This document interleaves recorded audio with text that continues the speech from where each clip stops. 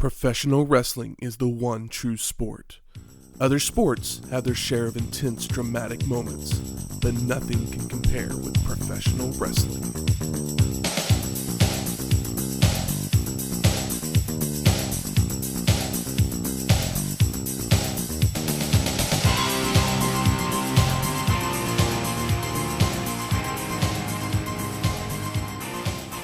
Welcome to Wrestling History X, where three friends come together to talk about the stories behind the matches. I'm Matt. I'm 37 dicks. In a row? And I'm not even supposed to be here today. Welcome to episode 132, Halloween Havoc 1994. Witness the terrifying rage In the cage. Such a good tagline. Yeah. It's the best. Woo. Such a really great tagline. This is the sixth Halloween Havoc produced by WCW. It was held on October 23rd, 1994 at the Joe Louis Arena in Detroit, Michigan, with an attendance of 14,000 people. I mean, you know, guess who's showing up on this show? Yeah. We doubled over doubled the last attendance. We're in Detroit Rock City. Detroit. Yeah, Rock we are. City. We are in Michigan. Woo. I remember the last time we were in Michigan, Shane brought us this really, What did I bring last really time? good drink from, like, it was the boat. The boat goes up to, like, Traverse City, and it was the bar, the guy. It was a pretty flavorful, fruity drink, and I enjoyed it quite a bit. I don't know what the hell it was called. I don't know either. It's not the Fishman's Punch. That was good. So that's the one that was coming to mind when he was talking about boat. Give me a couple seconds. All right. I'll get it here. We'll Magic. fix it in post. Yeah. I'm trying to remember. What the hell drink did I bring from Detroit last time? The Hummer. Ah. I kind of remember that. The ice cream, Yeah, Kahlua, that was- Bacardi Light Rum, Yeah, that crushed was ice. almost kind of like the Bushwhacker in a way. I'm pretty Oh, sure okay. that was what it was. Yeah. Yeah. That Either sounds way, it was it involved sugar. It did. So, you know, we're Back in we're- Detroit with a cocktail. We're back in Detroit, and yes, I brought another cocktail. As Michael just pointed out, the last one was very sweet and sugary because of the ice cream and the sweet alcohols that went in there. This one, however, you know, it's Halloween Havoc, which a lot of times is kind of a bullshit show.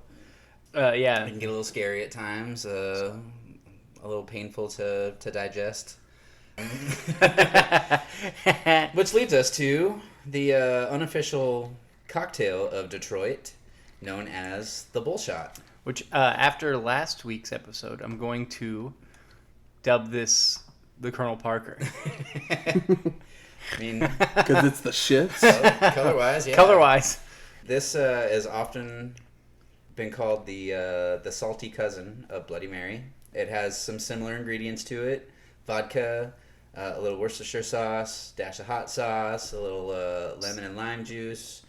But then it kind of veers off into its own little direction. Where we get the salty part. Yes, this is where the salt kicks in and won't quit.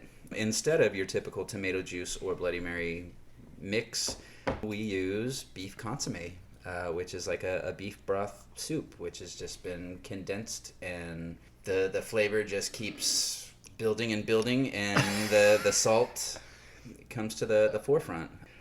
I'm making it sound like it's absolutely horrible and dreadful to drink. I'm slowly sipping on it, and it's, as I said, I don't hate it. It's not my absolute favorite, but I could see myself one day possibly making another one just because to see if... Just see how it ages. I think that if I were to try this cocktail again, I might go with a low sodium beef broth. That would be a wise choice. Like I said, I use the consomme soup. Other recipes call for just your basic beef broth, which may cut back some of that sodium kick here. This is a Campbell's beef consomme, so it's ultra sodium. Yeah. It's a salt bomb. It's I will it's say, very much a salt bomb. I don't know if I've ever had anything that quite cuts the flavor of alcohol like beef consomme. That's the truth. Yeah. I'm just saying. Typically with your Bloody Marys, oftentimes, you know, I can taste when there's too much vodka in it, and I keep adding another little splash after I make room in my glass just to cut through the flavor of the salt. The salt. And you still can't taste the booze. So, for any of you folks out there that are trying to get ripped, but you just can't stand the taste of alcohol, try pouring I don't know if beef consomme will help you get ripped. consomme into Like the drunk. Yeah, Gotcha. like rip roaring drunk. 3 sheets to the wind. Yeah. I can't. You can't taste the alcohol. Yeah. No. Apparently, this was a popular drink with some celebrities back in the day. Your Malcolm McDowell, Joan Crawford. God, no wonder Miley Cyrus was such a fucking bitch. She's drinking this. I mean, and Malcolm washing it down with McDowell, Pepsi. always the villain. This is a villain's drink for sure. I could totally see Malcolm McDowell sucking one of these down. Yeah. And maybe that's why he drank all that milk in Clockwork Orange. Yeah, I mean, it's something to get that salty taste out of his He ordered this mouth. during the press round To clear the Clockwork senses. Orange, it said. Yeah. So, but yeah, it started at a place called the Caucus Club in Detroit back in the 50s. The owner struck up a conversation with the guy who had a Campbell's account, and they talked it up to see how the hell they could sell their canned beef broth, and they came up with the idea to put some booze in it and drink it, which led to the What if? Campbell's Soup on the Rocks ad. Which, yeah, it's just a rocks glass with like somebody pouring beef broth into a cup. I'm not gonna lie. I am usually very kind to most of the things that Shane brings, even when I don't care for them. Yes, there will be no happy.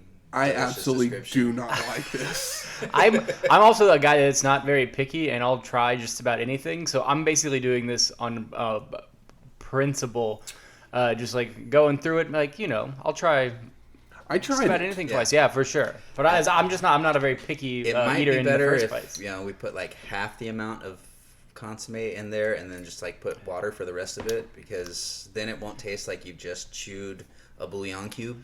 Yeah, I would probably add a little more hot sauce, honestly. Yeah. Just a little more of a I zing. might have to switch that next because I can only add so much vodka before I can't drive home. So. Yeah. True that. Well, let's talk about something that happened right around the same time as Halloween Havoc. A couple of classics would hit the theaters Some Miramax classics. the week before the show. Pulp Fiction and Clerks. The launching point of, Pulp Fiction launches Tarantino into the stratosphere, but so it's his second film, but really launches him to basically he's only ever got to make whatever he wanted since this. Yes. He got a blank check. He got a blank check, and Kevin Smith, he's still making movies. He's currently making Clerks 3. Oh, okay. They are actually filming it Yep. right now. I get Facebook updates. Would you guys quite a say bit. that Clerks is still your favorite Clerks was never my favorite. Kevin Smith movie? I'm torn. I really love Chasing Amy. Chasing Amy's good. What the hell was that one? Red State? Just because it was totally different from everything else that I had seen that he had done. I would say, yeah, Red State is a shining example of this guy could do something different if he wanted to. Yeah. I'm a big fan of Mallrats. Mallrats. See, that's I mean, another one that's I close. love Mallrats. It's not his best film. No. by It's any not even means. particularly a good movie. It's just one that you liked as a kid, and you just have it's like a warm blanket. Dogma's probably his best film. Yes. Yeah, you think so? Yeah. Chasing Amy was just as much as I loved Clerks, Chasing Amy was what made me a Kevin Smith fan, and then Yeah. I know Mallrats came before Chasing Amy. If I were to rewatch one of them tomorrow, I would probably just go straight to Clerks. But there's arguments to be had for a good amount of them. Technically, I think his most rewatchable one is actually Jay and Silent Bob Strike Back. Yeah, I was very excited when that movie came out. But it was too commercial for me, because that's when then he was just making fun of himself. yeah, pretty much. Yeah. But and then I mean, both these guys, both Tarantino and Kevin Smith, are two of my favorite directors of all time. Yeah. I own every single thing that they've ever done. I mean, I learned what the hell a gimp was because of Pulp Fiction. yeah. I mean, we've talked about Kevin Smith's favorite. What about Tarantino for you guys? Oh, that's tough. My favorite is, I always say Jackie Brown, but there's a lot of great movies. But Jackie Brown's kind of my favorite. Let's see. Yeah, Jackie Brown was great, and I didn't even think I was going to like that one. I just remember seeing the previews at Blockbuster and was like, all right, I'll give it a try. And yeah, it was awesome. I will say his last few I've really enjoyed as well. Yeah, I really don't think Tarantino has made a bad film. Mm-hmm. No, I don't think so either. I think that I was pleasantly surprised with how much I enjoyed Once Upon a Time in Hollywood. I just saw it the one time in theaters, and the movie's really long. But after it was over, it's like I could have just hung out here all afternoon. You could have slammed another hour on this. I was just having a good time living in the world, because the movie's really a hangout movie that doesn't really feel like it's going anywhere or building up to anything. Well, you have an idea of that it's building up to a thing, but it's not the whole. It's just, you just feel like you're hanging out in an era. Yeah, it and made it's me really forget cool. I was watching a Tarantino movie until it turned into a Tarantino movie. I was like, oh yeah, right. Oh yeah. Outside of the feet, and violence, it just was like, oh, like just having a good time hanging out with, Leo and Brad. I'm trying to think though. That's tough because I mean, Pulp Fiction was great. His little part in 4 Rooms was great. I think a lot of people would say that their Fuck least is the favorite. vampire one. Dusk Till Dawn. Dusk Till Dawn. Yeah, When that one came out, I didn't expect that one to be as big of a hit as it was going to be. And Yeah, that's a Robert Rodriguez worked movie it. though. Was it? Okay. Yeah, he's in it, and I'm sure that he helped. acted in it. Yeah. He Okay, probably so I helped thought he write helped some of it. Yeah, I mean they're friends, so I'm sure that there was some collaboration. But I would say the one that people probably like talk about being their least favorite is the his addition to the Grindhouse, Death Proof. A lot of people aren't. That's probably A lot of people don't least really favorite. love that movie. I mean, I wouldn't put it in the top 5. I think Kill Bill. I think if it's by itself, I probably enjoy it more. But you put it next to the Robert Rodriguez film. The wackiness of Planet Terror. Yeah, Planet Terror is so just so over the top and fun. Yeah. That, It's really almost feels like it should have been second, yeah. because at least it ramps up. Like, I gotta pull up the list now. The- So now I'm forgetting like. 20 Yeah, of them. I mean, Kill Bill was a huge movie for me. It came out when I was in high school, and it like introduced me and got me to go back and get into like Japanese samurai films, which is like one of my favorite Absolutely. genres. So Kill Bill like is a movie I've seen a bunch of times. I have really no strong need to go back and rewatch it, but it opened up a whole can of worms for me in the Lone Wolf and Cub films, and then going back further to the less exploitation and the Kurosawa films, and then of course there's plenty of other directors that I don't know the name of, but movies like Sword of Doom or Harakiri. But all that Edo period Japanese stuff, I absolutely adore, and I may have got to it eventually, but Kill Bill really did make me track those films down. So that one probably had the most impact on me. See, I was never a fan of the samurai type movies whatsoever, and Kill Bill is what made me think, all right, I can totally get into it with this type I got a of list spin for to you. it. I would highly suggest if you like Kill Bill, check out the Two Lady Snowblood films and then the Lone Wolf and Cub series, because they're violent and like kind of exploitation-y. They're not like in the way that Kill Bill is, and honestly they pull a lot from that. Even the movie Shogun Assassin that they show in Kill Bill is a dubbed mix of the first 2 Lone Wolf and Cub movies. So like, yeah, it's a huge influence you'll see, especially Lady Snowblood, because it is a lady with a sword doing revenge. So like yeah, there's a lot of that in Kill Bill. Glorious Bastard. Yeah, I'm sticking with Kill Bill. Yeah, it's hard for anybody to be like, oh well, I'm not really into Tarantino. It's like, well, I mean, come on, man, you gotta like at least one. It's really hard. Like you're just being a jerk. I wish there was a version of Natural Born Killers that was the full Tarantino version that wasn't adapted by Oliver Stone. Yeah, Oliver Stone and a bunch of like college kids. Yeah. Well, let's get to Havoc. We open up on shots of Hogan and Flair before the logo hits the screen. Tony Schiavone welcomes us to the show, and he's joined by Bobby the Brain Heenan and Mean Gene Okerlund. How long has Bobby had this neck brace on? Since the moment he arrived. Yep. It's pretty funny. Yeah, I like the intro was very classy with like the 4 panels.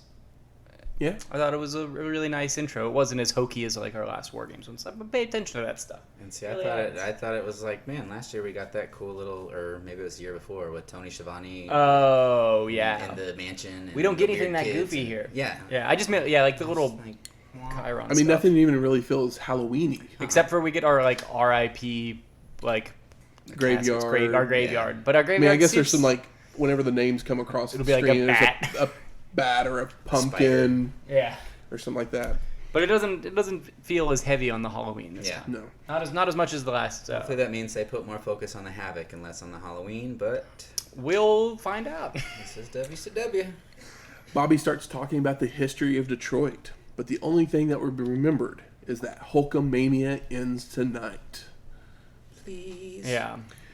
Tony and Mean Gene then chauffeur the hotline before sending it to T. Graham Brown to sing the national anthem. Well, hey there, random country singer. Random country singer number 6. Brown has had 3 #1 country singles in Hell and High Water, Don't Go to Strangers, and Darlene. Oh, Darlene. Is that song about? Mandy. Jolene's sister. I was gonna make a joke about Roseanne. Darlene. Wow. Yeah, this guy, he sounds like he is a big fan of Travis Tritt and Lee Greenwood, because he's trying to sound like both of them.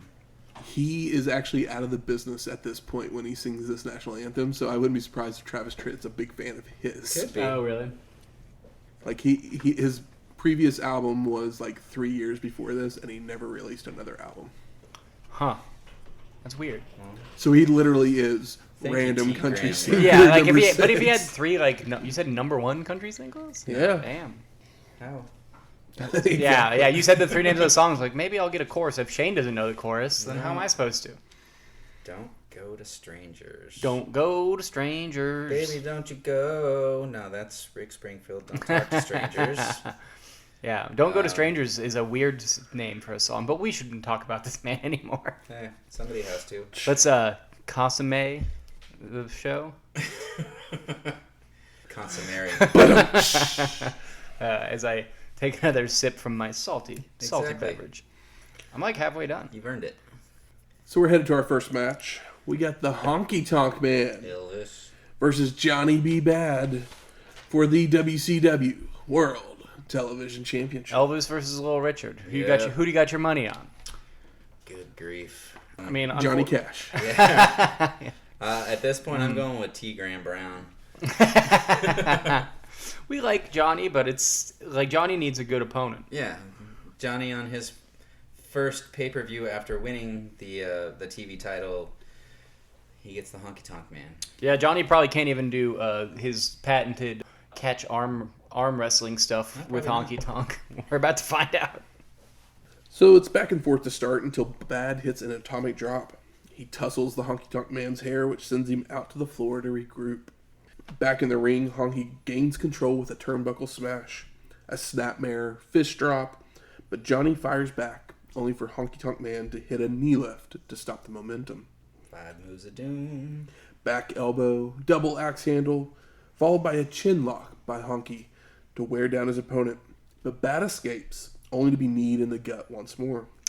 Knee to the gut. That's a hell of a signature move. We went from Regal and Austin. To Honky and Johnny. Yeah. Yep. I like Austin Bad. I like Steven Bad. Honky Bad. 3 Exactly. of these things belong together. Yeah. 2 bad honkies. Muhammad Ali is at ringside. Hey. While Honky Tonk Man chokes Johnny on the ropes, he tosses him to the ropes only for Bad to come back with a sunset flip for a 2 count. Snapmare and back to the chin lock from Honky as there's 5 minutes remaining on a 10-minute time limit. The honky's like, you got me for 10. Johnny's mounting the comeback, escaping with elbows, multiple body slams, goes for an elbow drop, only for Honky Tonk Man to move and go back to the chin lock. Yay, another chin lock. Knee I wouldn't even call it a lift. Knee. Just a knee. Chin lock. Knee. Chin lock. 4 minutes remain when Honky goes for the shake, rattle, and roll, only for Bad to back body drop out of it. Johnny sends Honky to the corner, following in, but Honky Tonk Man avoids and makes the cover, with leverage, for a near fall. 3 minutes remain as Honky tosses Bad to the floor, and he follows him out to send him into the guardrail, before rolling Johnny back into the ring to go to a Chinlock. 2-minute call as Bad escapes once more to take Honky to the corner for several turnbuckle smashes and mounted punches. Johnny starts throwing jabs but misses the kiss that don't miss, with 30 seconds remaining, allowing Honky Tonk Man to hit a back suplex. The two men just start choking and rolling around in the ring as time expires. And the official announcement is a time limit draw. Honky Tonk can't even lose to Johnny B. Bad. Fuck Hogan. Yeah. Post-match, Honky celebrates like he won something, attacking from behind and trying for an atomic drop, only for Bad to no-sell and try for the kiss that don't miss again. And missed. But Honky Tonk Man takes a powder and heads to the back. Pretty much. Yep. Garbage. Exasperated already. I mean, it's like when we got to the 5-minute mark and he's still doing chin locks, I knew we were going to a time limit draw. But when they said it was 10 minutes, like these matches are normally like I think 15-minute time limits. When they said 10, I was like, Jesus Christ. Yep. Now it feels like Halloween Havoc. This was scary. But like literally 3 minutes and he's still putting on a chin lock, and I'm just like, oh my god, like no another move. I mean, he took a backdrop or two. I mean, he did take a bump. Good for you. Yeah. Tony then sends us to footage of Hulk and the Nature Boy with narration from Mean Gene. And we see that classic footage of the Masked Man taking Hogan out at Clash 28. Oh, they package it up, brother. As he's taken to the hospital, but returns to face Flair. He walked from the hospital, guys. After the match, the Masked Man shows up again to help Nate beat down the Hulkster.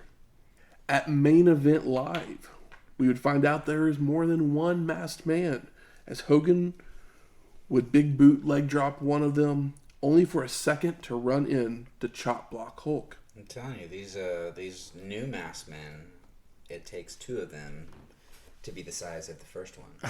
Because, yeah, they're just all over the place. Flair, You put a mask on. It's like, I'm part of catering. It's like, we don't have catering. This is WCW. Flair would use this distraction to work over the leg of Hulk. Then in Chicago, we see the Nature Boy and Mr. T coming out of Michael Jordan's restaurant together. Oh my god. I thought Mr. T was Hulk's friend. Yeah. I mean, well, crazy stuff. I mean, who would you rather party with? I'd like to style and profile. Yeah, I mean, come on. So we head to our second match. Pretty Wonderful of Pretty Paul Roma and Mr. Wonderful Paul Orndorff The Pauls. versus Stars and Stripes. Didn't we see us do this? Yes, we did. just see this. Okay, cool. And that's of Marcus Alexander Bagwell and the Patriot for the WCW World Tag Team Championships. Pretty Wonderful just lost the belts last week on our show, a month ago. No, they didn't lose them No. on the last Oh. show. They lost them a week after that show. Oh. On Main Event Live. Oh my Yes. gosh. Because So, that's yes. where you do title changes. Yes, that's exactly where you do. You got to keep the crowd honest. If you've got a live main event, that's what you should do, just to reel those people in for all of your TV tapings that follow. So, yes, Stars and Stripes is our champion at this point. Patriot and Mr. Wonderful start us off with no one gaining an advantage as Heenan has figured out who the Patriot is. It's Al Gore, guys. Oh my gosh. Didn't you know that he invented the internet? I did. He also invented the Green Initiative. Recycling or something. Yeah, he invented recycling. Everybody jumps in the ring to brawl with Bagwell body slamming Roma before clotheslining him to the outside, while Patriot is tossed to the outside by Orndorff. Back into the ring, Patriot hits a single sledge on Mr. Wonderful. Then Orndorff is ping-pong punched between the two men. Roma comes in only to have his arm wrenched on for a bit, but he punches out of trouble, and comes off the top rope with a falling fist to Marcus. They start running the ropes with Bagwell coming back with a crossbody and back to working the arm. I love the... I'm a Paul Roma fan, guys. I don't know what to say. I mean, he's much better and Pretty Wonderful than he ever was as a horseman. Oh, for sure. Very true. He's coming out of his cage, and he's feeling just fine. Stars and Stripes with a double team hip toss. Patriot with a shot to the gut, followed by Marcus coming in off the top with a sunset flip for a 2 count. Orndorff is able to tag in, only to run right into a drop toe hold and his arm being worked on. Body slam multiple times and clotheslined to send Mr. Wonderful out to the floor to regroup. P.O. selling. Like the professional that he is. Back in the ring, Orndorff finally gets the upper hand with a headlock takedown, allowing Pretty Wonderful to take control of the match, working Bagwell over. Nevertheless, Marcus breaks away as Pretty Paul taunts to be able to make a tag, allowing the Patriot to hit a running clothesline into the corner for a near fall. Back to work on the arm, and Bagwell is brought in to continue the punishment, only to be tossed to the wrong corner, allowing Pretty Wonderful to work him over some more, including a shaky knee elbow drop from Mr. Wonderful, and body slams and drop kicks from Roma. You know what's so great about the shaky knee elbow drop? That. That it looks so weird coming from Paul Orndorff that it's always hilarious, and it works more than it should. It's just like it's like your dad trying to be hip kind of thing, but it's funny because he's like actually doing it. It's good stuff. And he does it wonderfully. He does it wonderfully. He does everything wonderfully. Marcus is tossed to the corner only to leap up on the ropes and back off with a crossbody onto Pretty Paul for a 2 count. He crawls to make a tag, but Roma stops him and takes him back to the opposing corner. Orndorff with a drop kick, elbow to the gut, and he whips Bagwell into Pretty Paul's knee and then levels him with a clothesline. Mr. Wonderful goes for a vertical suplex, which is blocked and reversed, and then Marcus makes a cover for a near fall. He then goes for a backslide, but Roma breaks it up, followed by Orndorff sending Marcus to the corner, charging in where Bagwell catches Mr. Wonderful with a boot before jumping on his back with a sleeper, only for Roma to run in to break it up. Patriot then jumps in the ring and a Pier 6 breaks out, Pier 6. with Stars and Stripes laying out both members of Pretty Wonderful with clotheslines. The ref is trying to get Patriot back in this corner while Marcus hits a fisherman suplex on Orndorff. So Pretty Paul then flies off the top rope with an elbow drop to break up the bridge, allowing Mr. Wonderful to roll on top for the pin and the win. And new! Way to fuck it up there, Patriot. Yeah, I know. I'm like, all right, cool, Pretty Wonderful. Loving them having the belts. So does that mean we get like what other tag teams is there? It's like maybe the Nasty Boys next, but I don't want them to lose to the Nasty Boys. The Nasty Boys are faces right at the moment. I want these guys to hold on to these things. We need competition. Remember the great tag teams we had just a couple years ago? Yeah. Also, like, did Too Cold, because Too Cold and Bagwell we're getting pretty over as a tag team. Literally, Bagwell 2 years in a row won it on a TV taping with a different partner before Halloween Havoc, and then went to Halloween Havoc and lost it right back. Yep. And like Too Cold, did he like? Foreshadow. When did they go to Korea? It's not until 96. Okay. I was just curious because I was like, maybe he got fired after that for being a dickhead to the LOD. But you know, I was just thinking as I was watching this, it's like Too Cold. Like, why did he leave? I mean, granted, that dark side of the ring made him come off like a real fucking prick. So maybe he was a fucking prick in '94 too. Could be. I mean, but wrestling's full of pricks. Usually, you're more of a prick in your younger days than you're older. So. Yeah, and he came off like an asshole as an old man, so or as a older middle-aged man. We go to the locker room. Mean Gene's there with Ric Flair and Sensuous Sherri. Sherri dancing like the queen that she is. And the Nature Boy says, "We're already planning the greatest celebration in the history of the sport, as Hogan will have to retire after tonight because of this limousine riding, kiss stealing, wheeling, dealing, jet flying son of a gun." The greatest wrestler of all time. Tony then sends us to a video package where we see Kevin Sullivan yelling at his brother Dave for his Hulk fandom, with the entire Hogan crew hanging about. Dave has something for Kevin, knocking him down with the right hand. We then see footage of the masked men beating on Hogan when Kevin comes out to work over Dave. No.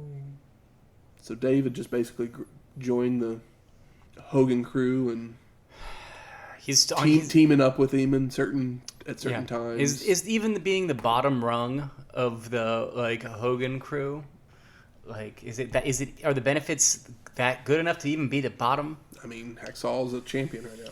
No shit. Ask Horace in a few years. Mike Jones. Where you at?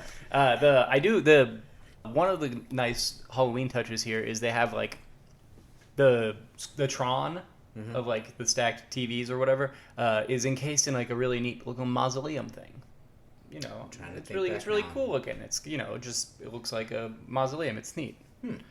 So they've got some money to throw around, but we're not getting as spooktacular as Abby in an electric chair or anything. No. Or the black scorpion and a creepy wife. Oh yeah, God, that Shivani video is so good. It was great. So we then go to our third match of Kevin Sullivan versus Dave Sullivan. Brother versus brother. And what this match will most be remembered for.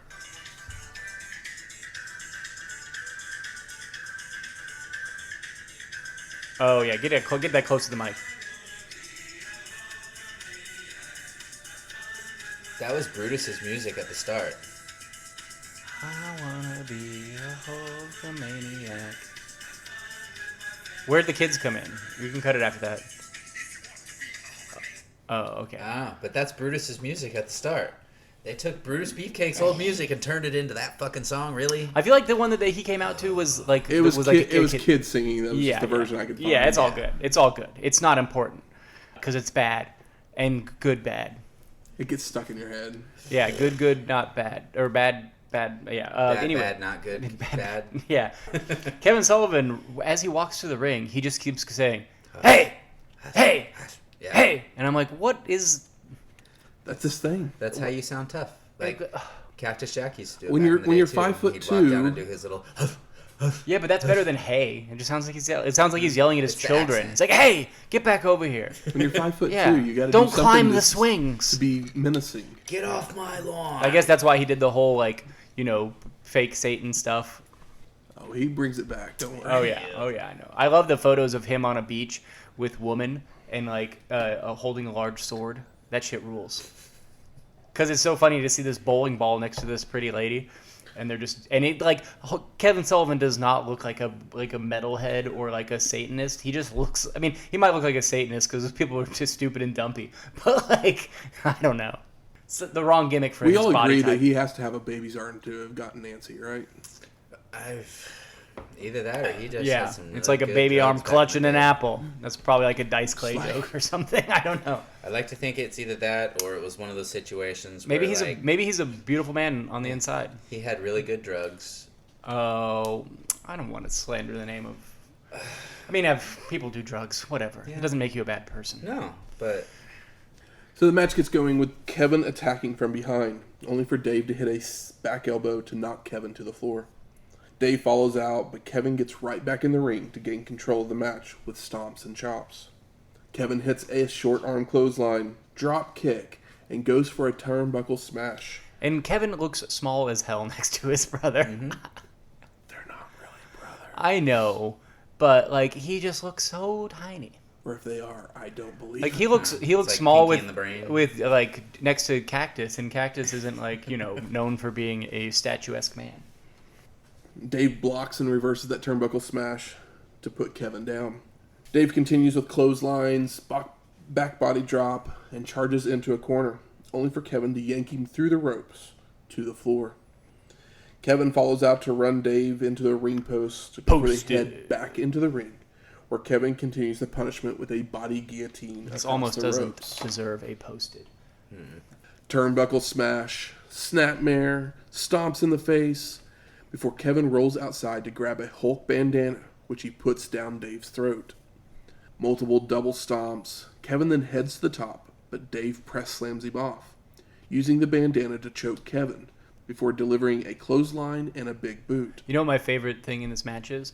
Is that Dave Sullivan does the hand by the ear thing Backwards. Because he's like imitating Hogan, and I think that was like the only charming thing the man has ever done on screen. But it is kind of funny, and I'm watching this and I'm thinking, how is Hogan cool with this? Is he thinking that this is gonna get kids back into him? It's like kids are the only people that fucking want to deal with you, Hulk Hogan. Is this where they're the only ones that are cheering? Got the inspiration for Eugene? Possibly. Kevin then acts like he's going to put the bandana on, but it's just to sucker Dave in, allowing Kevin to punch him right in the jaw. Yeah, he did of mice and men on him. Yeah, dumbass Dave. They head out to the floor where they're brawling away, all while the ref is making a count. And Kevin sends Dave into the ring post, but he slips into the ring as the ref hits 10. So Dave Sullivan is the winner by countout. Oh, cool. Yep. Our thoughts exactly. I'm like, third match in, I was like, well, that stinks. No Regal, no Austin, no Boat. Still no Rude. Also, this is the place where you'd put Arn. I mean, obviously Arn's still in WCW, but you could get an early Arn singles match thrown at the beginning of the card. That's what Arn's good for. Yeah. But you know what else Arn is good for? Picking up the pieces. So, save us. So the brain starts going off on Hogan and discussing the last match before Tony sends us to some video footage. And we see Dustin Rhodes is looking for a partner on a WCW Saturday night, and he asks Arn Anderson to be that man. Double A would answer on Clash 27, but would end up turning on the Natural at Bash at the Beach by DDTing him, before joining the stable and trying to break his arm. The Enforcer would let everyone know why he did what he did backstage. And that leads us right into our fourth match. The Enforcer, Arn Anderson, with Colonel Robert Parker and Meng, versus the Natural, Dustin Rhodes. You like how I was like, man, this show stinks. Bring me some Arn. Where's Arn? It's like, oh, I was trying to, get everybody excited. Because they need something to get excited about. And if you can't get excited about Dustin Rhodes and Arn Anderson, what are you even doing here? Clean up aisle 4. No shit. Arn. Yeah, clean up on my match 4. So we get a feeling out process to start the match. Even Arn's complaining about hair pulling, which I thought was a great little It's very bit. funny. He does it a couple of times. Until Rhodes hits an atomic drop and a clothesline from behind. Dustin heads up top, only for Anderson to take his feet out from under him, causing the Natural to crotch himself. Double A heads up for a superplex, but a headbutt knocks the Enforcer back down to the mat, followed by a flying lariat for a 2 count. Rhodes starts to load up the flip-flop fly, but Arn blocks and levels Dustin. Heads up to the second rope, coming off, but the Natural gets a boot up, which Anderson sees coming, grabbing the boot and delivering an elbow drop. I love that moment. It's so good. Tony brings up Rhodes' Arn history and why he was a ridiculous choice for partners as the two men head to the floor, where Double A punches the ring post after Dustin moves. Posted. I love a fist post because they typically always look good and for some reason more believable. Because if you punch a giant metal pole, it's going to fucking hurt. Yep. Plus it was closed fist, which you're not supposed to do. So it's also just, smart stuff. Back in the ring, the Natural starts working the arm, hits an atomic drop, and then comes off the ropes with a crossbody that the Enforcer ducks, sending Rhodes flying out to the floor and down the aisle. Boy, did he fly. That was like Dust. Yeah, little Dust got wings. It was a nasty landing, and I'm glad. I missed the catwalk. It's been gone for a couple of shows. I missed the ramp that goes all the way up to it, especially in moments like this where it would have looked really good and been less dangerous for Dustin. Because if he could have caught his knee on those stairs and just had to, brace up Austin style the rest of his career. Arn with several forearms across the chest once Dustin makes it to the apron, follows with a shot to the gut back in the ring for a 2 count, and begins working a knuckle lock, going for a pump splash, only for Rhodes to apply a body scissors. But Double A counters with a catapult under the bottom rope. They take turns raking each other's eyes across the top rope, and then begin to punch away, until they both hit clotheslines, for a double KO. Oh, no. Back to the feet, the Natural with a Yakuza kick. Hits a leaping lariat for a near fall. Tosses Anderson to the ropes, but telegraphs a back body drop, allowing the Enforcer to go for a DDT, only for Rhodes to hold onto the top rope to block. Dustin with an elbow drop, and hot shots Arn across the top rope. Starts knee dropping the arm, trying to break it, but Anderson avoids in time. Double A goes for a pile driver, only for the Natural to counter with a back body drop, which the Enforcer counters into a sunset flip, holding the ropes for leverage, but the ref sees it and stops the count. Good ref. Good ref. With Arn distracted, Rhodes rolls him up for the pin and the win. Post-match, Double A hits a clothesline and a DDT to lay out Dustin. Yep. A little bit of team beatdown, right? Yeah, because I get Meng and Colonel Parker in there, so they get their shit in. I mean, this was good shit. This is why we sing the praises of WCW at times. Yep. Because this is a no-nonsense, well-worked, intelligently booked pro wrestling match. It was pro wrestling with a capital W. Oh, and I think the best part about it was, and don't hate me for saying this, but it was just the two of them. There was no Terry Funk. There was no Bunkhouse. Agreed. There was no Nasties. Absolutely. Yeah. These guys have more talent than any of them. I mean, don't granted, wanna Funk's older. I don't want to say that. Funk is Terry fucking Funk. He's fucking great. But Terry Funk isn't great every time without being... You're happy to see him. Yeah. He's not quite Dusty mode at this point in his career, but he's not Anderson or Dustin. No. Like, it's just not... It's not in the cards. Yeah. His back is... probably needed to have been fused for a decade at this He point. should be a special attraction, not an every show feature. Yeah, I agree. But yeah, and it was great to see a good singles match. I feel like we needed one from the last show, the beginning of this show. We then go to the locker room, and Mean Gene's there with Hulk Hogan, Jimmy Hart, and Brother Brutai. Oh, brother. Hogan says that Hulkamania was running wild in Detroit when we got into town last night. And just like the last time I was here, when I slammed the big giant, God bless his soul. people are gonna go crazy. Okerlund then asks about Mr. T. And Hulk just says, we stared into each other's eyes, lovingly, I'm sure. Probably. He says Mr. T ate his vitamins. I could tell he was on the level, and he's gonna call it right down the middle. Yeah, it's like it's so funny to say. I know Mr. T's been eating his fucking vitamins And saying his Saying his prayers. prayers. Yeah, And I could not stop watching and laughing at old Brudai and Big Brother, as they kept calling him. I don't know why they kept referring to him as Big Brother, because he's younger, isn't he? And shorter. Didn't he just call everyone Big Brother? No, like even Mean Gene called him Big Brother. Called in reference to Brutus or Brudai. maybe they're just trying to like slowly get you to stop calling him Brutus or Brudai. Yeah. But yeah, the two of them, Brudai and Jimmy, were standing back there, and you could watch them mouthing everybody's words as Oh, they were really? talking. Yep. That's funny. That makes it extra funny when Hogan says, "These two guys, they know each and everything I'm gonna do," And they do. and they do. And it's on camera showing. Yeah, I think we all know what you're doing. Shivani then sends us to some video footage, and Heenan gives it a big thumbs down. Yeah, Heenan says that Hogan is scared. He had a great run, but it's over. And we can all dream. We see Steve Austin told that he has to defend the U.S. title right after he was given the belt back.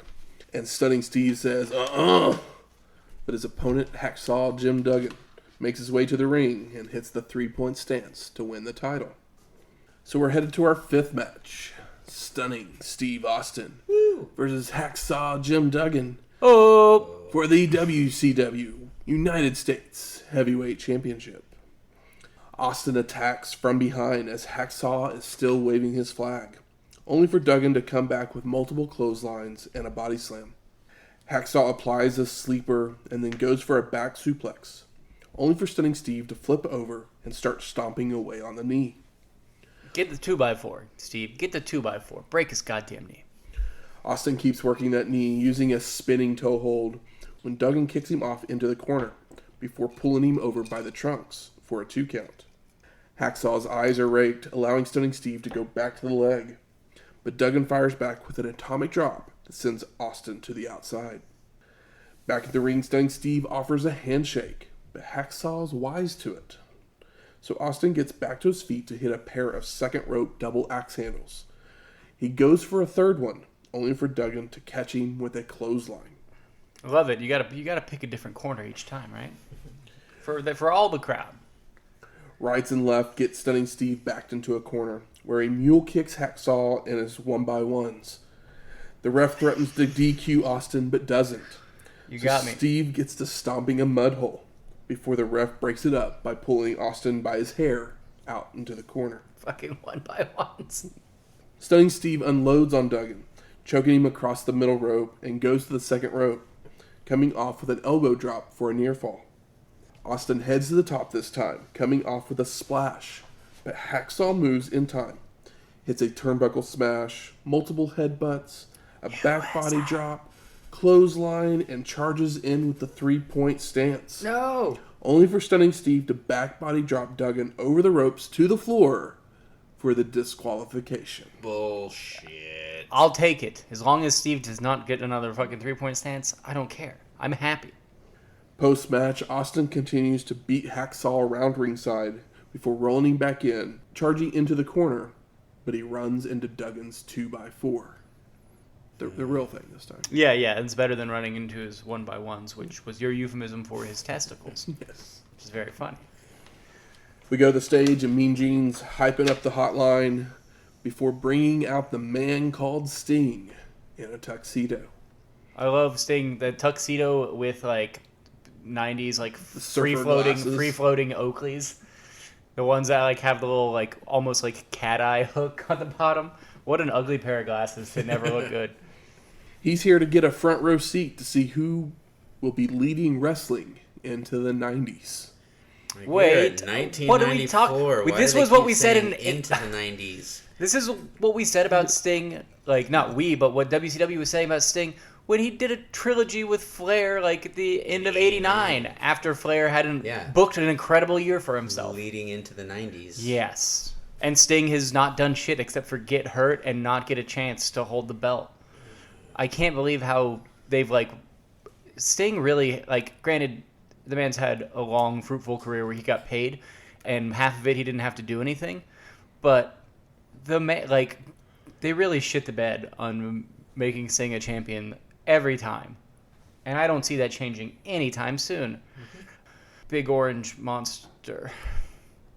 And the Stinger ends up taking a seat next to Muhammad Ali. Tony then sends us to some footage, and we see at Bash at the Beach, Harley hands Vader a nightstick, but the Guardian Angel beats him down before he can use it, dropping it in the process as well. Angel then picks it up when the ref sees it to call for the disqualification. At Fall Brawl in the Triangle match, Guardian Angel would send Vader to the ropes only to run into the ref. Angel would hit the Bossman Slam, make the cover, when Race would come into the ring to drop a diving headbutt onto him, and Vader would follow with a Vader Bomb for the win. On an episode of WCW Saturday Night, Guardian Angel sends Harley to the corner for a Flair flip, but Vader attacks from behind and the ref calls for a disqualification. Race and Vader continue to beat down Angel with elbow drops, knee drops, a Vader Bomb, and a Vader Salt. On another episode of Saturday Night, Sting and Vader would be facing each other when Guardian Angel would come to the ring and handcuff Harley to the ropes, grabbing a chair, but the officials would stop him from ever using it. They're really going all in on this Guardian Angel bullshit. Sorry, bullshot. Oh yeah, bullshot update. I'm over halfway into it and my throat is sore because of the salt. Just drying it out. It's like I've smoked dirt weed or something. I feel like I drink more with each match, so I might be stealing Matt's drink here in a few. Well, I mean, the most we can hope for here is that Vader will take his concrete fists across Ray Trainor's face. And we can pretty much guarantee that'll happen at least once. Yep. So we go to our 6th match. The Guardian Angel with members of the Guardian Angels The Detroit Angels. versus Vader with Harley Race. And we see Vader taunting in front of Sting and Ali while Harley makes his way into the ring, where Angel hits a clothesline and kicks Race to the floor. I love that Vader had the stones to, like, fucking play to Ollie, who's just kind of sitting there, like, probably feeling like shit. Vader rules. We all know this. The bell rings and Vader continues to taunt the crowd when they lock up and Guardian Angel just slaps Vader multiple times to piss him off. Really? Come on, man. You're gonna bitch slap Vader? Vader starts delivering stiff shots in the corner, hits a series of short arm clotheslines that puts them out on the floor. Angel reverses an Irish whip to send Vader into a guardrail, followed by a clothesline. Guardian Angel then starts going after Harley again, taking him into the ring to hit a body slam. Vader makes his way back into the ring, only to be body slammed right on top of Race. Fuck, dude. Ray, come on. We can't be throwing Vader on top of Harley Race. This is unacceptable. I cringed at this moment. Yep. I hate seeing Harley Race take bumps. He continues the punishment with a leg drop to the gut, headbutts, and an avalanche splash in the corner. Vader's fighting back and goes for a suplex, which is blocked and reversed by Angel. Hits a big boot, but again Vader fires up with right jabs to knock Guardian Angel down. The shitty looking big boot. It's hard to lift your legs in cargo pants. Vader heads up to the second rope, but Angel is back up to catch him and power slam him down to the mat, before heading to the top for a diving headbutt to get a 2 count. I like Sting's got his glasses on because he doesn't want to be visibly high on cocaine next to Muhammad Ali. Enziguri, double throat thrust, clothesline that sends Vader to the floor. That's the Guardian Angel moveset. Guardian Angel drags him back in to continue with headbutts and tries for a boss man slam, only to be countered by a clothesline from Vader. They make it back to their feet, where Vader hits a body slam and hits a Vader bomb for a near fall. He goes for a second one, only for Angel to get his knees up. Guardian Angel then hits a running splash and makes the cover for the pin, and no! Vader kicks out. A spine buster for 2. A boss man slam. He looks to go for the cover, but Harley distracts him, so he starts stalking after Race, finally delivering a vertical suplex into the ring, only for Vader to hit a running splash as they land. It's for really good. The pin and the win. Oh, jeebus. Well, I mean, The finish was really finish- good. Finish was good. the finish was incredible. I think that, like, what are you going to get out of Ray Trainor? You need somebody that's smaller to work with Vader. Like, that's what we need. I mean, And- I feel like Vader's gotten the best out of Oh, Guardian Angel in any of his matches. Yes. absolutely. Like, this was not bad, and we got a finish, and not only a finish, we got an incredible finishing sequence. Yes. Like, it was fucking so good. Now let it be done. We don't need to see these. We don't. two Yeah, we don't. anymore. Yeah. We don't need a Bunkhouse. We don't need a Vader and Guardian Angel to go on like Bunkhouse and Dustin. At least Dustin can bring things like Arn into the mix, Dusty into the mix. The nasties are over. Like, there's pretty good excuses to keep that going. Yeah. This is the fruit has fallen off the tree, and it fell in the form of Vader, the ripest peach. We go to Mean Gene on the stage, and he's still shilling for that hotline, letting us know that Jimmy Hart is on there right now. Ooh. He then introduces Tommy, the Hitman Hearns. Tommy, Thomas. Thomas They Hitman said like Hearns. every Yeah, they said variation Tom, of the Thomas, name yeah. as they were announcing him. And Okerlund compares Flair and Hogan to Hearns and Sugar Ray Leonard. Yeah, I think boxing is cool, but hasn't been cool as I've been like an adult. But I was like, I don't know Thomas Hearns. I didn't know the name, and I looked up his Wikipedia because I was like, he's a boxer. That sounds interesting. How did he do? And turns out he was a pretty good boxer. He was a pretty good boxer. I remember the name. Thomas says the only thing they can be thinking about is win, win, win. He's not the greatest on the mic. He's a boxer. The MMA is a different story. MMA is wrestling, almost. Those guys are funny. We go to Tony and the Brain, and they're talking Meng before sending it to footage, where we see Dusty Rhodes getting the Nasty Boys to join them for War Games. Backstage after the event, the stud stable would attack the Nasty Boys in the locker room, and the boys would retaliate during an episode of WCW Saturday Night, laying out Bunkhouse Buck and Terry Funk. The Bunkhouse Funk, that'd be a good name for their tag team. What's the stud stable? I know, but the stud stable is a stable. So we got our 7th match, the stud stable of Terry Funk and Bunkhouse Buck with Colonel Parker and Meng. Meng seems so useless here. He does seem a little useless. Yeah, I felt bad interrupting, but what have we done with Meng? Nothing. He looks menacing. He does. He looks great. So pretty much all he does. Yeah, he looks awesome. I can't take that away from him. Versus the Nasty Boys of Brian Knobbs and Jerry Sags. And we see the Nasties bring a jack-o'-lantern and some masks with them to the ring. Yeah, it's 1994. Beavis and Butthead is hot. They got Beavis and Butthead masks. Is that what masks they were? I think they had Beavis and Butthead masks. I thought they were president's masks, but I wasn't really paying that I close remember hearing attention. them say something about Beavis and Butthead. Okay, yeah, they were Beavis and Butthead masks. They throw them to the crowd. Heenan does a horrible Beavis and Butthead impression at one point. Oh, does he? I didn't remember that. Yeah, he does. He does. He tries to do the laugh, and it's not. Oh good. man! In my YouTube queue the other day, a video came up that was 5 hours of Beavis and Butthead, just the music videos, and I made sure to bookmark that shit because that's gonna be a really good time next time I mop the living room. The boys attack as soon as they get into the ring, running the stable into each other to send them to the floor. Everyone settles down with Funk and Knobbs starting the match up, with Brian laying it in with right hands that sends Terry out to the floor, where Funk grabs a chair and threatens to throw it into the ring. That's his gimmick now. Back in the ring, Sags stink faces Funk, then rubs his head in Knobbs' armpit. That's a pit stop. Nasty, nasty. Before everybody just clubbers each other until the stud stable regroups out on the floor. Terry grabs another chair and begins to smack himself on the head several times. Terry, this is like early onset dementia, man. Man. He acts like he's going to go after some people in the crowd, but finally makes his way back into the ring. You should have got a key bump from Sting, not hit yourself in the head. Maybe he did, but he didn't get one on both sides, so he's a little uneven. He didn't go stereo. Shake things around. Oh my god.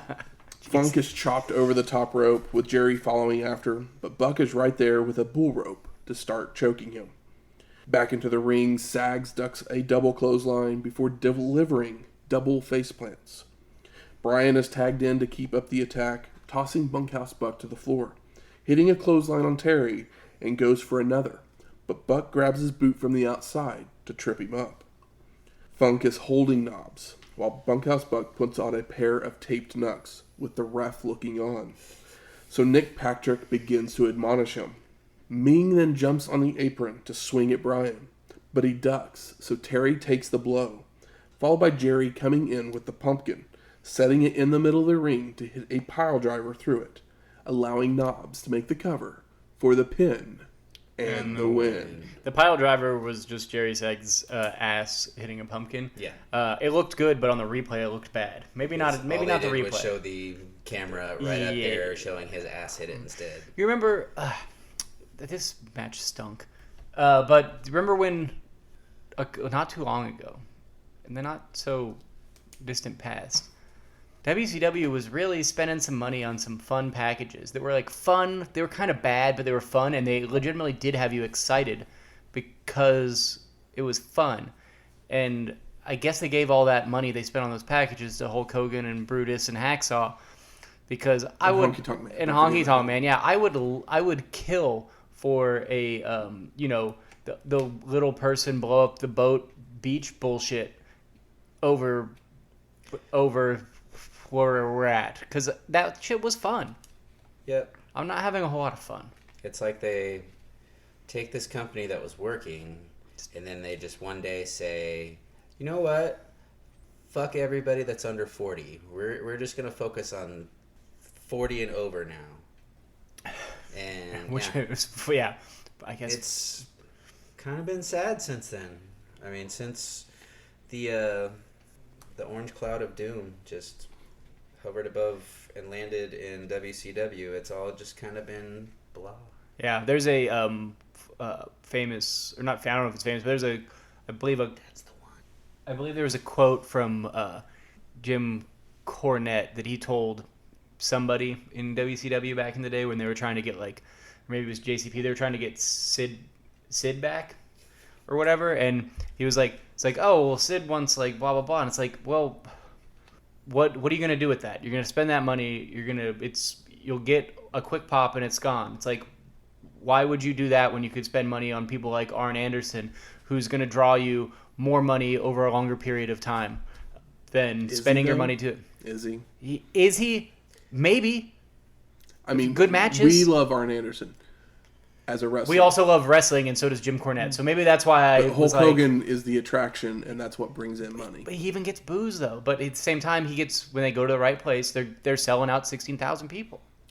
Hogan has been in attendance to 2 pay-per-views, and they've done their 2 biggest gate sales. I know. So, I know. I mean, Hogan's different than Sid, though. Oh, definitely. Yeah, for sure. Like, Hogan is totally different than Sid. Oh, Sid. But, yeah. The wrestler of the 90s. Or to take you into the 90s or whatever. But this would be also the last time we would see Terry Funk in a WCW ring for about 5 years. We have probably a decent idea where he's going to go. He'll show up many other places. Oh, yeah. We are not done with Terry Funk. Here and there. Shivani then lets us know that proceeds from ticket sales tonight went to the Muhammad Ali Foundation. And Tony sends it to Mean Gene in the ring, where he's joined by the president of WCW, Bill Shaw, to present a check from Turner Broadcasting and WCW, handing it to Muhammad Ali. Yeah, that's cool. That's neat. Eric Bischoff, senior vice president of WCW, then presents a plaque to Ali, before we go back to Tony and the Brain, where they make predictions for our main event. Bobby Heenan says he's the 11-time champion. Like, Ali is not an 11-time champion. Hearns is not 11. Not even the Yankees are 11-time. Which is incorrect. Champions. Even at this point, were they 11? They were like a 20-time champion at this point. Know. I mean, but that adds to Bobby's charm. He's not always right. He's just always Bobby. Hogan's not an 11-time champion. I think he's only at like 7 at this point. Hogan? Yeah. 7 or 5 or something, but something like that. He has it. And then goes and fucking takes a nap and comes back. So we head to our 8th match. The Nature Boy, Ric Flair, with Sensuous Sherri, versus Hulk Hogan with Jimmy Hart for the WCW World Heavyweight Championship in a steel cage retirement match with Mr. T as the special guest referee. Michael Buffer makes the introductions and says those famous words. So let's get ready to... Fumble! Be disappointed. Yeah, it sounds more like it. Brother Brutai also comes down the aisle with the Hulkster, but Hogan whispers something to him, and he heads to the back. Whatever could it be? The cage... There's going to be a cage. You don't really need to be here. You're just going to get in the way of, like, the fans. The cage lowers as pyro goes off. And this is a WCW cage, so it's made of chain link with no top. But the only way to win is pinfall or submission. Yeah, thanks for pointing that out, because I've got some questions. Also, Hogan, it says Hulk Hogan's name on one of the tombstones. And sometimes I'm just like, if only that could have been real. No, I don't want to wish death on somebody, but if he actually retired. Hulk, right away with eye gouges and right hands, tries to send the Nature Boy into the cage, but is blocked. So Hogan hits a back body drop and several clotheslines before going with mounted punches and kicks. Mr. T shoves Hulk out of the corner, allowing Nate to start chopping away and try to send Hogan into the cage, but is blocked and Flair meets Chainlink instead multiple times. Hogan doesn't bump for no cage. Nope. The Nature Boy comes back by going after the knee, sending Hulk into the cage and delivering a rolling knee drop. Well, I guess he does sometimes. Goes for an Irish whip, only for Hulk to reverse and charge in with a clothesline. Hogan runs Nate into the cage. Lawn darts him into the cage before beginning to choke Flair with his t-shirt until Mr. T can wrestle it away. Hell yes, Mr. T. Which allows the Nature Boy to climb to the top rope to hit a double axe handle. Nature Boy should be busted open already. Yeah. Obviously, Mr. T is working for Ric Flair now. He's calling it right down the middle, guys. He is. He's like, hey man, I know we're in a cage. There's no DQ, but I want a fair fight. Vertical suplex for a 2 count, and Nate begins delivering chops. Only for Hulk to no-sell and begin to fire back. So Flair looks to escape over the top, but Hogan catches up with him and slams his head on the rim before grinding his face and raking the back to cause the Nature Boy to fall to the mat. You know what would be really funny if Hogan went to do a back rake and Mr. T just like put his hands in between it, like he just goes like a cat, and then Mr. T just like puts his hands in. It's like, no back rakes. I would love to see that. Hulk starts biting Nate's forehead to show how bad he wants it, but then charges into a big boot from Flair. The Nature Boy looks for a figure 4, but Hogan cradles him up for a near fall. Around this time, Bobby Heenan says that fucking Ric Flair is the Rolls Royce of wrestling, and Bobby Heenan's the best, and Ric Flair's the best. And I legitimately like got choked up when he said that, because it's like, I know he meant it, and I know that I felt it, and I was like, I shouldn't be getting choked up about anything that's happening here, but what a beautiful, nice thing, and appropriate thing to say. And you know Bobby means it. Nate with the chops again, but Hulk is just staring him down, shaking his head, and sends Flair flying with a back body drop and tossing him into the cage. Cheese grater time, followed by a back suplex for a 2 count by Hogan. Starts using closed fists, so Mr. T intervenes, which allows the Nature Boy to start climbing the cage again. But he's held up by his trunks, and Nate has his head slammed several times into the cage. That's the thing. Why are they climbing the cage? I asked this back in the day whenever this, and I was like, why is he trying to escape if that's not a way to win? And we were just like, well, it's because he's a chicken shit heel. And that's the best excuse for sure. So if he gets out, do they just open the door and have him come back in? Or is he just trying to count out? Is he just trying to take a powder for a minute or what? I just couldn't figure it out because, like, I get the chicken shit part of it, but like, that's not what a cage match is. I complained about it ad nauseum. It's to keep people out. Yeah, but it just seemed unnecessary, and it sucked to see Rick do it. But he does it all the time. He used to do it all the time. I guess he did. Maybe it was more amplified because Hogan's here, and I'm just being a fucking wiener. Hulk delivers chops on the top rope to knock Flair down to the mat. But then the Nature Boy counters a headlock into a shin breaker, followed by a multiple rolling knee drops to start working the leg once again. Bobby says, make him work your match. It's like, wait, it's impossible. It's Hulk Hogan. He even rips the bandage off of Hulk's knee. No. Nate applies the figure 4 in the middle of the ring, and Hogan is writhing in pain. Hell yeah. Grabbing at Mr. T until he eventually reverses the hold, forcing Flair to release it. Hulk decks the Nature Boy and goes to run the ropes, only for Nate to pull Mr. T in front of him as Hogan comes back, knocking the ref down. Ref bump. Mr. T bump.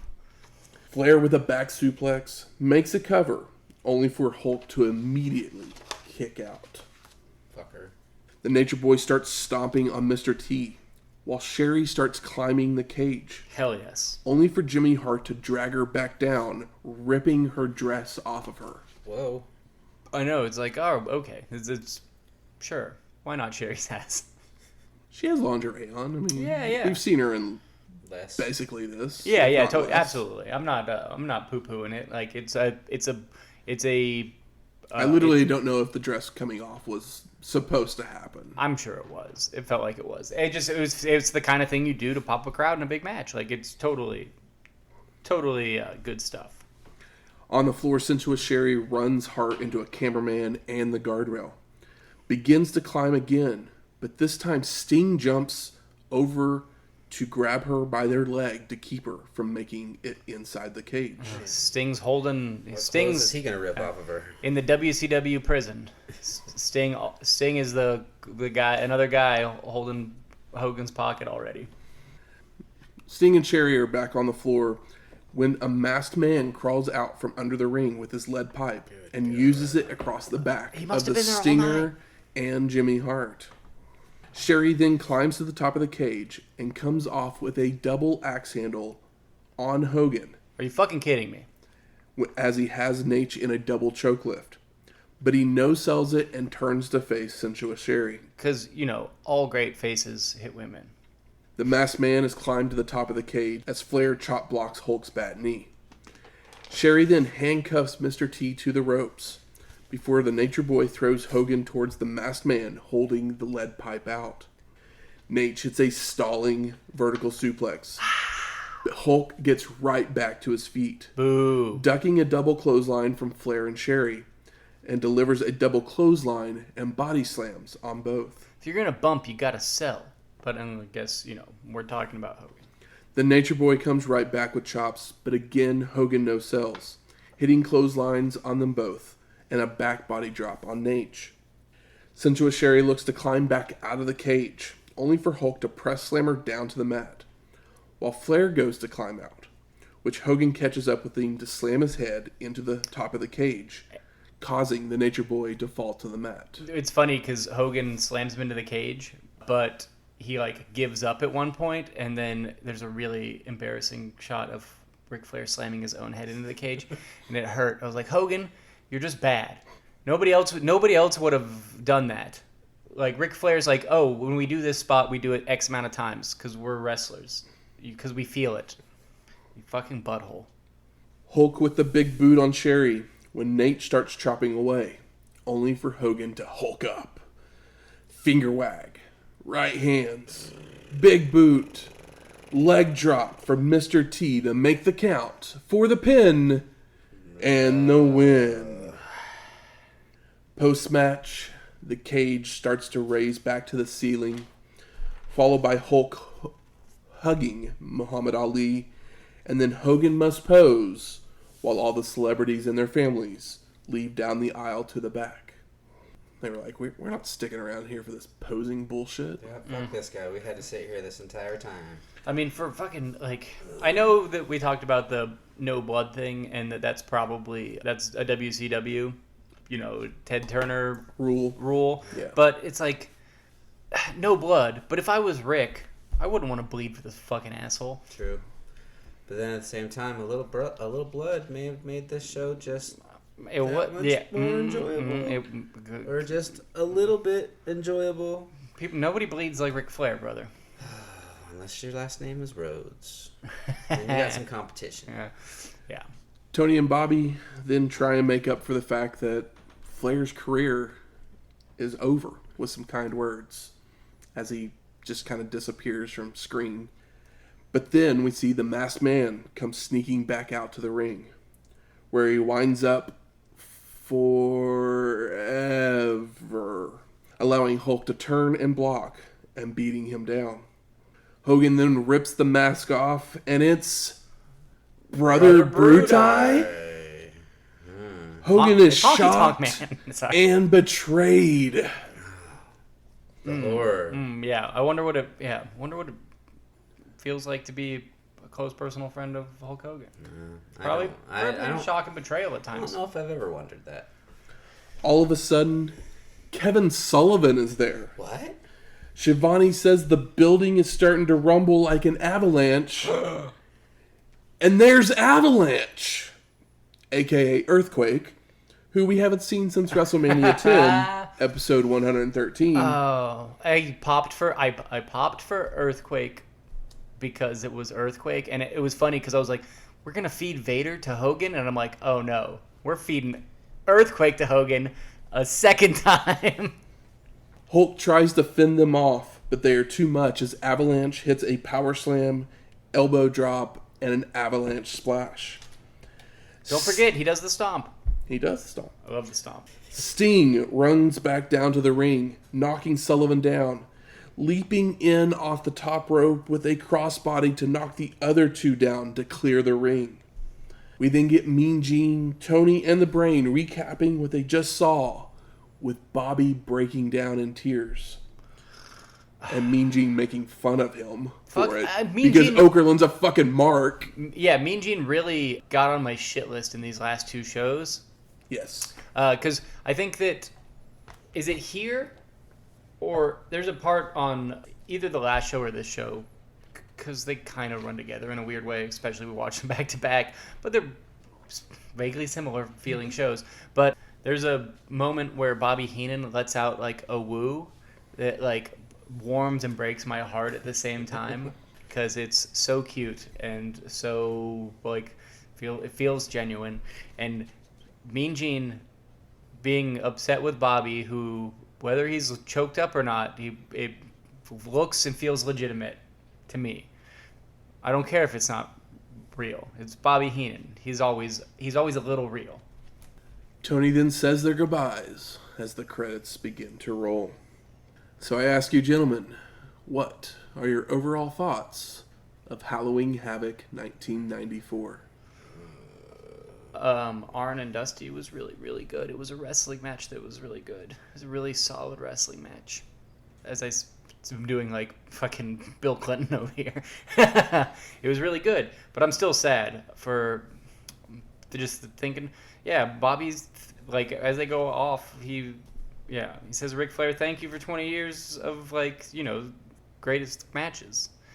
And I'm just like, getting chills thinking about Bobby and the idea. Granted, we know it's not true, but the idea of this being like the end of Ric Flair. I don't even have the energy to Aww. think of nice words. I hated this show. You like this show less than the last one? I did. Yeah, it's hard. There's one bright orange reason that adds to my hatred. Yeah, I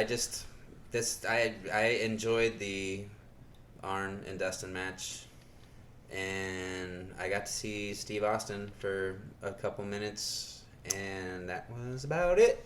I mean, Austin and Duggan was better than it should have been, or had to, or could, or should, or had to have been, but it still wasn't Austin with really anybody else on the like roster. Yeah, that's why I didn't even really talk about the match. I just got to see Steve Austin for a couple. It's better minutes. than like Austin versus like Guardian Angel, probably. Yeah, I got to see Austin more on this show than I got to on the last one, so I'll take that as a plus. But it was a sad show. It's one of the shittier Halloween Havocs that I can think of recently. It's hard to say. We had a couple of good, or like maybe a good 1.5 good Havocs recently, and even the bad Havocs were at least like so ridiculous that there was something to talk about. And here it's just like, all right, well, Honky Tonk's fucking in the mix, yuck. Fucking Dave Sullivan and Kevin Sullivan, what did that do? Dustin and Arn had the only real wrestling match on the show. Duggan's here, yuck. Guardian Angel, I guess hopefully that's over. Bunkhouse Buck is still around. And then Hogan beats Flair in a fucking cage match without any blood. I mean, when you have a lot of the same people fighting the same people on 2 pay-per-views in a row, and the bulk of your time is used up by, this is everything that's happened between Arn and Dustin for the last 8 months. This is everything really that's happened between Hulk and Ric Flair for the last 4 months, and this is everything that's happened between the Guardian Angel and Vader on 2 shows in a row. All 3 of those packages are pretty lengthy. Yeah. And it really eat up a lot of time. The shit out of me. Yeah, because I mean, granted, we've watched all the stuff, but the packages seem long, so we could have had maybe another wrestling match in here. Mm-hmm. Maybe like an actual wrestling match. Who are we gonna get? Brother Brutai versus. That's the problem. Where'd they all go? Where'd they all go? We threw them all to the Masked Man number 1 versus Masked Man number 4. Yeah, we threw them all to the wolves at the last show. We fucking like lost Steamboat, but due to injury, we threw Cactus away. We're fucking tossing Rick to the wolves. But wait. we've got a new friend or another friend of Hogan's that's now joined the party. So I think I probably like this show more than you guys. I like it more than Shane does, for sure. I hated it. I'm just kind of sad. That's all. The first match is absolutely horrible. Yep. But I feel like each match after that, the show gets incrementally better. Not other than the Sullivan match, which... Thank you. Like, It's literally, if they switch the second and third match, then it literally does. It's a slow build. That's true. A tag match isn't bad. I mean, yes, Arn and Dustin is the best match, wrestling-wise, work rate-wise. Oh, absolutely. But the main event, okay, it is overbooked. Mm-hmm. We can all agree with that. Yes. But it is exciting. The moment that Sherri starts climbing that cage, from that moment to the end of the show, is exciting as fuck. It's kind of fun. I agree completely. Sherri is my MVP of the show. I agree completely. Because that double axe handle off the top of the cage. I'm getting choked up thinking about it. She did that, and she also took a fucking power slam from Hogan. Sherri is a fucking queen. Sherri's always been. She's always been, but whenever, like, when she always shows up, but when she's put into a big spot, she delivers absolutely. Completely and absolutely. Puts it all on the line. Just fucking puts herself out there. She's so good. Mm-hmm. But in a show, well, I'll save it for disappointing. Well, let's go right there right now. Good. Where's the smart marks at? There. All right. Fuck you. I think it's time we smark it up. It's Hoganified, baby. There's an orange sheen. We've been spray tanned. What are some of the best moments of the show?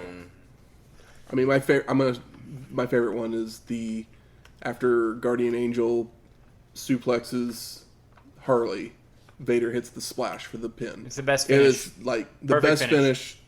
Perfect. The whole Guardian Angel being more concerned with Harley Race when Vader is right there is kind of dumb if you think about it at all. Yes, but the Guardian Angel's dumb too. But they had to throw some. I mean, Harley Race has just been taking, like, in that video package before the match, plus in the match, like all the bumps that he took. It's just like, what are you doing, Harley? Dude, like 3 years ago, like not on this show, but 3 years time-wise, as we work through the years of wrestling, I was complaining about Harley Race taking bumps in like early 90s WCW. And he was just literally taking one as he was coming in with a diving headbutt. And yeah, he's kind of done less of the diving headbutt, but he's just taken fucking flatback bumps. And he's a sack of potatoes. Like, I'm not trying to be mean, but like, the man worked hard for a long time, and those guys didn't take care of themselves the way people do now. Yeah. But yeah, beautiful, beautiful finish that really caught me off guard, where like I didn't expect that finish to come like that, and I thought it was creative and legitimately exciting. Yeah, I'll go with that. And I mean, the Arn Dustin is just a really good wrestling match. Yeah. It's not special. It's just what, like, I want a whole show to be. I want a whole show to be. It's exactly what you expect those two guys to deliver. Yes. A solid wrestling match. And it's what I want, is a solid wrestling match between those two. With good reason. They're upset for a reason. I don't need spectacular match from these guys. I know they're going to deliver a solid match that I'm going to enjoy. Mm-hmm. This isn't for the heavyweight title. These guys had a mid-card a mid-card style match, but a mid-card style match that didn't treat itself as a mid-card match, because these guys are professionals. They're fucking wrestlers. They love wrestling. Yeah. So they had a fucking wrestling match. And I would love to see a show that has wrestling matches that lead up to a wrestling match, that lead up to a cage match where you can be overbooked and somebody bleeds and something wild happens.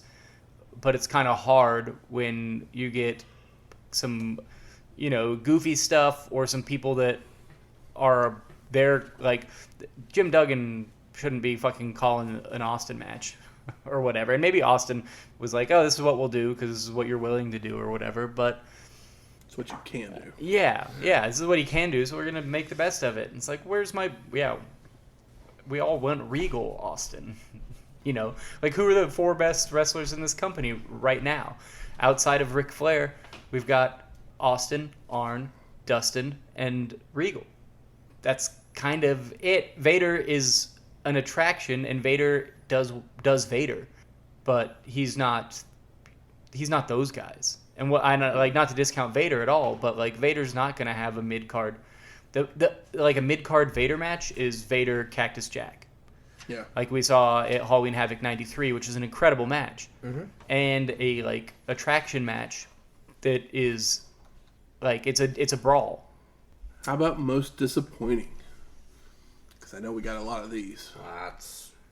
I will say I'm kind of excited that Earthquake came in to probably end up being destroyed by Hogan instead of Vader is my hopes. I mean, that's a plus, I But guess, I don't know. in that sense, but it's just, for me, most disappointing is Brother Brudai is our big reveal, followed by Earthquake. Like that shock face that Hogan gave, like you're not surprised, bro. Yeah. Like You just reminded him before the match to go back and get his mask because he didn't have it on him. It was like the worst surprised face ever. And then it's like Brother Brudai, like really That's the bad guy. that's gonna be your next opponent after having 3 matches with Flair. Where Flair fucking legitimately just caved to your will and did what he could with you. Just like, oh my And also like did a retirement match. yeah. That's actually the thing that I'm most like. They called it a retirement match. It's a retirement match, and then literally he rolls out of the ring and walks to the back, and literally you have Tony and Bobby say a couple words about it, and that's all you get. Yep. This man has Carried been the company for 10 fucking carrying years. your company since 1983. And 11 years of his life, he's blood, sweat, and tears put into this company, and you're just going to job him out, and he's going to walk to the back, and no one's going to give a shit. He's It's the greatest. Not the same as Lex Luger leaving to go do bodybuilding. No, Ric Flair is the greatest champion of all time. He's Ric the Flair guy coming that back did the and beating Barry Windham, and Barry Windham rolling out and riding off into the sunset for a year to gain. In those early 80s, like, guys would get the belt and they couldn't fucking hang. They couldn't do the schedule. Ric Flair did the schedule and never fucking gave up. He's such a hard-working guy that actually cares about the sport, and then a guy who legitimately doesn't give a shit. We all know it. It's a sad and, like, one of those things where it's like, oh, like, some things are life-affirming. This is one of those things where it's like, well, there's no such thing as deserved, and this is part of, like, what proves it. But I mean, we know it's all a Hogan thing because, Hogan must pose, but it's on WCW. It's on Bischoff for allowing this bullshit. Yep. also, I mean, Ric Flair, when he had the book, he gave you the best year of WCW wrestling that ever happened in '89, where he did book himself on top, but with like a trio of trilogies that all are incredible, and each match is great. We were raving on shows a few weeks before... 6 months ago. Yeah, a few weeks before Hogan first appeared on TV. Because WCW, it was like an off-on thing, where it's like, oh, this was a good show. This was a really good show. This was kind of okay. They lost the plot, and then it was just... they get it back, and now we're just in this weird new landscape. We're hoping to find the piece of silver in the... Yeah. We're not even looking for gold at this point. We're hoping for just some silver. Yeah. It's like, okay, well, I guess we're just going to throw some dynamite into this hole and see if we can find it. For that petrified piece of shit that I can just pick up and throw away really quickly instead of having to, like, sift through all this Colonel Parker diarrhea. Nice little throwback. Best performer, I think Michael and I have kind of said that Sherri. We're gonna give it to Sherri because she like, added so much to that. The moment that she kind of got involved in the main event is the moment that match turn fun for me. Agreed. And like Arn and Dustin are always about as good as it gets on any show they're on. So, those guys did what we expect them to do. Sherri went above and beyond, but she always does. But she really went above and beyond in a place where we needed it. Yeah. Where we actually really needed it. How about most surprising? Earthquake. I didn't know Earthquake was going to show up like this. I knew Earthquake shows up in WCW. I mean, did you know Brother Brutai was the man under the mask? No. Because we hadn't told you, so I mean, I know we both knew. One day, but oh no, yeah, no, totally... I think I did know, but I didn't. I think I off mic last time we recorded. I was like, hey, like who is it? And I think Shane said it, and I was like, oh, whatever. But I totally forgot about it until after it was like, oh wait, yeah, that did happen. Oops. Yeah, I mean, whatever. Like like who could it have been that would have been more that would have been exciting? That's the hard question. He just left WWF not too long ago. He just probably can't compete yet. He would be the surprising one, but technically at this point, I don't think he was gone.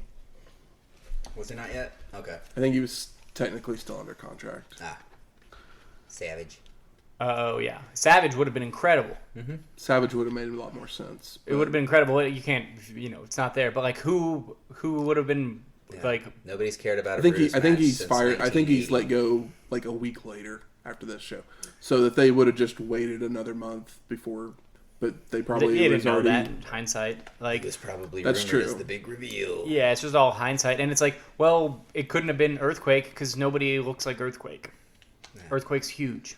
Tugboat. That's what we need. I mean, no, if they can bring in an avalanche, why can't you bring in a typhoon? Yeah, Typhoon. Well, he was already a typhoon. Yeah, that's what he became. How about a tag team of Ricky Steamboat and Tugboat, and it's called the Yacht Club? Which makes no sense because those aren't yachts. Away. Come sail away. Yeah, Ricky comes out on like piggyback on the back of Typhoon. I mean, hell, bring in Van Hammer. Give me somebody other than fucking Brother Brutai. Yeah, what about, what was that guy's name? Bring in Van Hammer, make everybody think it's the Warrior because he's got his blonde curly hair coming out from under this black mask. Who is the other guitar guy?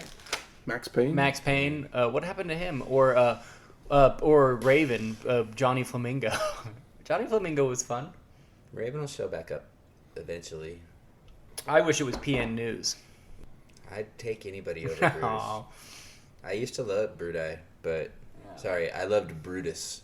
Yeah. Brutai. You mean Honky Tonk Man? Give two shits. No, I can tell the difference. They're not identical like the I'm Usos. the guy over here. It's like all white guys with poofy hair look the same. Yeah, all poofy hair and bad gimmicks. Making their way to the ring. It's trivia time. Uh-oh. This week, the category is pay-per-feud. We're back, and it's time to play the feud. Let's have it. John. I will give you the last 5 matches of a show. You give me that show and year. Points are decided by when you get the answer correct, starting with 5 points for the first match, descending from there. All right. I'm going to not get this one, but I'm going to try. The last 5 matches. Okay.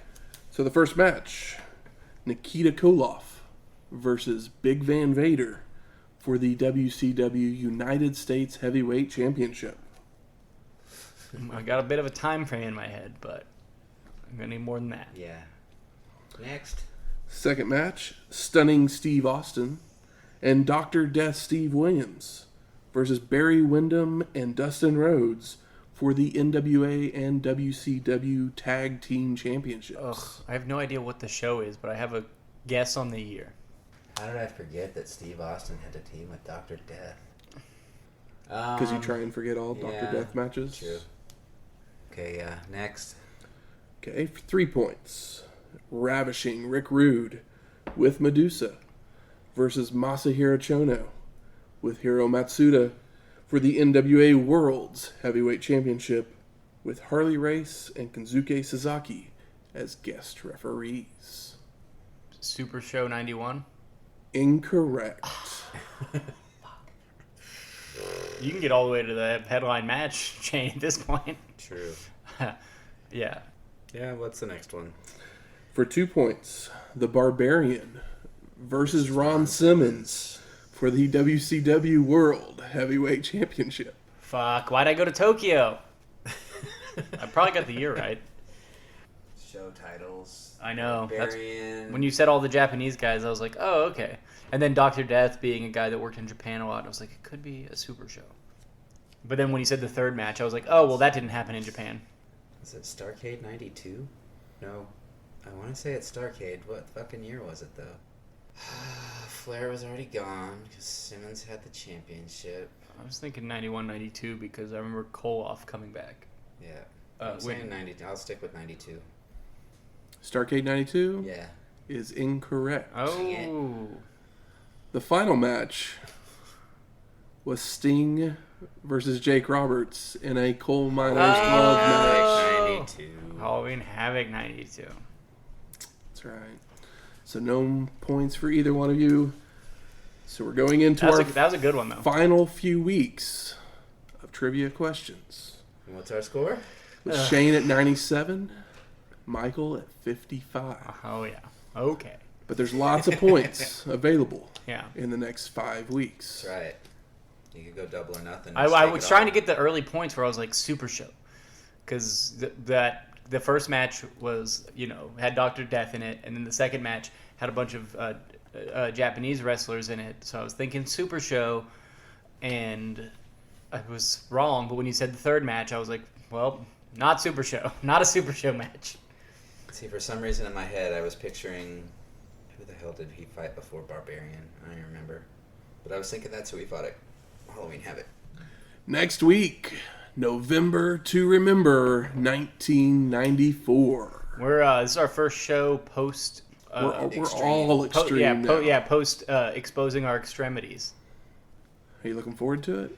I am. We're going to Philly. So I am. mean, Plus, we just came off temporary, of but- 2 WCWs that were underwhelming. So, Putting it so mildly. yeah. So maybe let's put an M80 in our mouth Yes. and see if we survive. Bring me some blood. Bring me some joy. Yeah, Funk will probably be on the show. Funk will bleed for you. He might be there. Something. He might. I don't know. I haven't looked at the card. I'm just I've never actually watched any November to Remember, so I'm kind of looking forward to it. Music from this week's show is Bite the Bullet by F. Shelley and wish I did. PRS. And our main event was won by Hogan. Can you play the Dave Sullivan song instead? I wanna be a Hulkamaniac. Can I add that as my most disappointing fucking Yeah. song? And Can we go then back to best moment? Yeah. This is alright. But Hogan won, so we're going to play his theme song, American Made by Jimmy Hart. We're American made. That's how whenever you say American made, I always sing it like I can't even think of the song now. American Band. So if you like this episode or any of our other ones, please go out there, rate and review us on iTunes, Stitcher, Google Play, or wherever you find your podcasts at. If you have any questions, comments, concerns, Recipes. we're definitely going to Philly, so Shane could use some help. For sure. Motown Philly back again. I'm never gonna not do the joke. You can always email us at WrestlingHistoryX@gmail.com or find us on Twitter at WrestlingHistoX. That's Wrestling HISTOX. We'll talk to you next week. Laters. Fuck you, Terry. Ric Flair forever.